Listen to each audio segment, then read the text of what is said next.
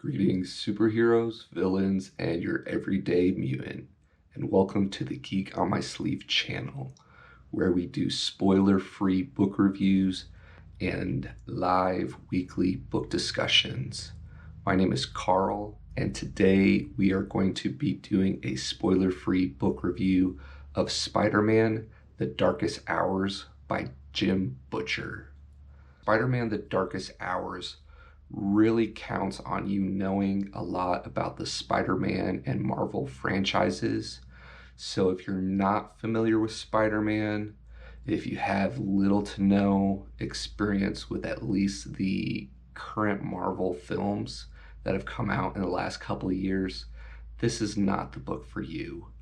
If you don't want any Spider-Man spoilers, if you want a fresh look at this is an older Spider-Man, and now would be the time to stop. Now to the Goodreads summary.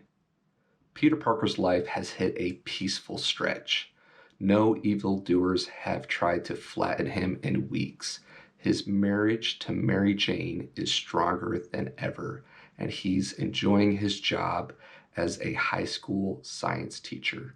Life is good. Naturally, that doesn't last. My spidey sense is tingling. When Peter learns that his old enemy, the Rhino, is on a rampage in Times Square, he suits up as Spider-Man to stop the destructive villain in his tracks. But he's unexpectedly foiled in his attempts by the Black Cat, a former ally and old flame. The cat informs Peter that the Rhino is just a distraction. The real threat comes from a group of ancients, members of the same race as a being called Morlun, who Spidey defeated in battle years earlier. The ancients are now looking to exact revenge and hope to steal Spider-Man's life force in the process. To defeat such powerful beings, Spider-Man is going to need all the help he can get, especially from the Black Cat. But what will Mary Jane Parker have to say about that? Peter isn't sure which is worse, the ancients trying to drain his life force or the wrath of a jealous wife. Everybody gets one. Tell him, Peter. Apparently everybody gets one. Bingo. So the Goodreads summary already mentioned the quote-unquote spoiler that Rhino and Spider-Man have a bit of conflict early on in the book. For me, this was a lot of fun. Watched a lot of Saturday morning cartoons. Rhino is a pretty popular villain that we get to see a lot in the franchise, and it really took me back. There's a bit of adult humor in this book.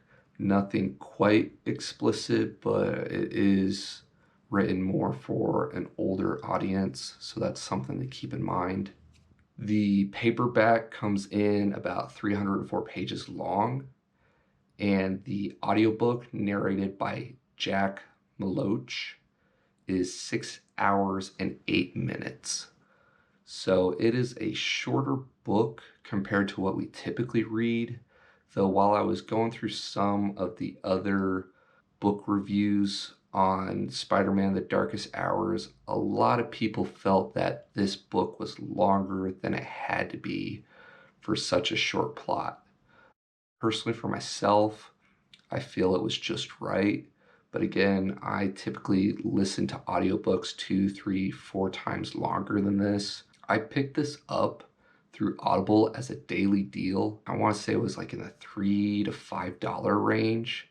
So being a Jim Butcher fan, which is what brought me to the title, not so much the fact that it was about Spider-Man, I felt like it was worth giving a shot, and I was very pleased with it. I have not read Jim Butcher's better-known work, The Dresden Files, but it is incredibly popular and has been recommended to me several times. Partially, I haven't picked it up just because of how long this series is, and I know that I like to binge, so eventually I'll get to the Dresden Files.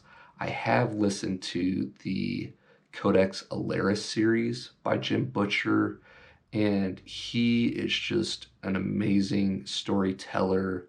I love his magic system from that series. It's another one of his series that is definitely worth looking into if you pick up this book and you enjoy it. More importantly, back to Spider-Man, The Darkest Hours. I would at least recommend watching the current Marvel movies. There are a lot of superhero name drops and flashbacks and references and interactions with other characters from the Marvel franchise that if you don't know who they are, you miss out on a lot of the lore, at least the larger story of what's going on in this current age. Mary Jane and Peter Parker are married at this point, and she's a big part of the story. You get to see a lot of their relationship as a married couple. There are several scenes in there that I personally got a laugh out loud, especially when it's Mary Jane, Peter Parker, and his ex-girlfriend, the Black Cat. So you can begin to imagine some of the interesting conflict there. Like I said, this is a mature Peter Parker.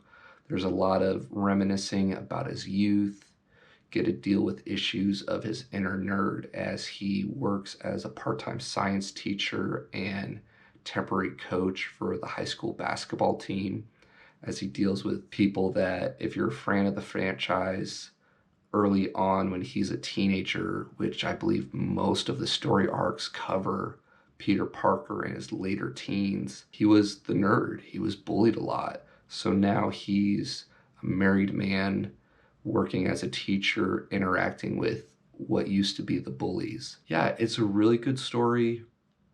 Jim Butcher does an amazing job writing Spider-Man as a fan of the franchise who watched a lot of Saturday morning cartoons of Peter Parker.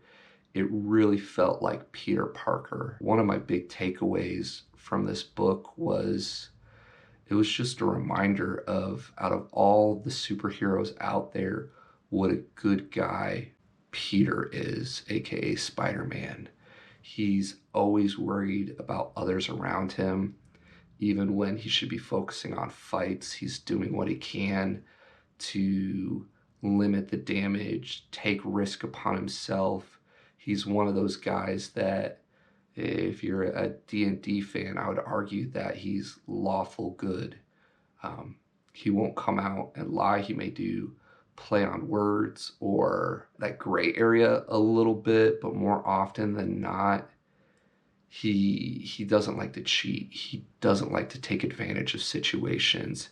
He's just so positive and wants nothing but the best for the world. He's just such a fun character to follow.